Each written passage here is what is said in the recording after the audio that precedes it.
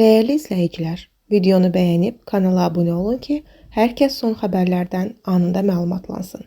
Xəbər verdiyimiz kimi müğənnilər Vəfa Şərifova ilə Afət Fərmanqızı arasında qalmaqal davam edir.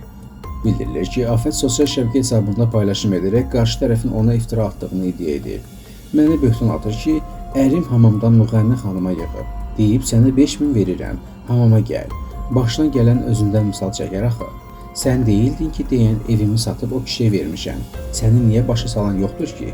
Kişiyə pul vermək olmaz. Qadın niyə verməlidir ki? Pulu olmayan kişi necə ödənişlə müğənnini çağıra bilər? Deməli, bu iftiradır. Ailə üzvlərini az söylür. Deyib ki, bu kişi əvvəl imkanlı idi. Müğənni olmağıma dəstək olub. İndi yoxdur, başına hadisə gəlmişdi. Evimi satıb verdim ki, işlərini həll etsin, sonra qaytarar. O vəziyyətə düşən adam 5000 müğənni çağıra bilməz. Sənətçinin odlu alovlu açıqlaması qalmaqala daha da böyüdü.